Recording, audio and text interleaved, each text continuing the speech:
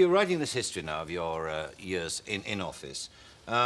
When you look back on those years leading up to 75, what kind of blame do you put on your own doorstep for the events that happened?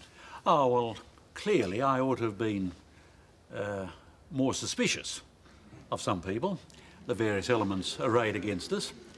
Also, I suppose I should have been tougher with some of my colleagues. I was too sentimental with some of them, yeah.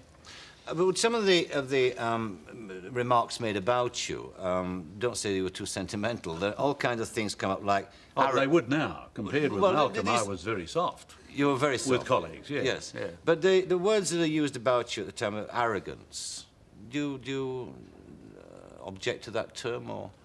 No, I think it goes with the job. They say that about most Prime Ministers, actually. I can't remember one. None in my time has not been so described. Yes. But I think it would be said with less force about me now than it used to be. On a comparative basis, you mean? Oh, yes, they've suffered worse. Too much too soon, that you tried too much too soon. Yes, that's often said. I don't accept that, although it may appear that way because we came across so much obstruction in the Senate and from the states that we often had to try to do something which we'd already explained for years before coming into office. We had to do it more than once in the effort to get it through. And so therefore it looked as if we were forcing the pace. In fact, we tried to do things which, and in fact we did do an immense amount too, but we achieved certainly more than half of what we tried to do. But really these were things that not only had we explained and persuaded people about, but they needed to be done. And no less today, we need to do the things which we were frustrated from doing.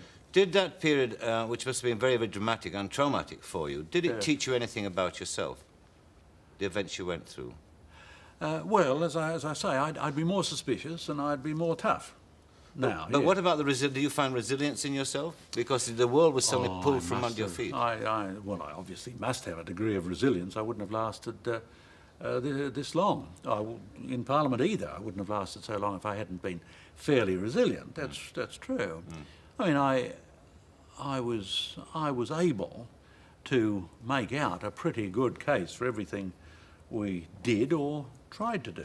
But what's so extraordinary is that you were hailed as the political messiah and swept in on a huge tide of goodwill. And what seems like but a moment in time after that, you were booted unceremoniously out. Why was that? But I have no sense of rejection now. You don't? No, certainly not. I mean, again and again. I mean, you can't go round without realising that people thought we were right. And it's despite the best efforts of our successors, it's taken them a long time to disband some of the things we did, such as Medibank. It took them 6 years to do it, to get rid of it.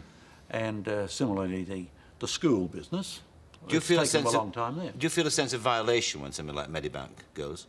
Yes, I do. But it's made it all the easier for the Labor Party now forthrightly to say that it will restore it.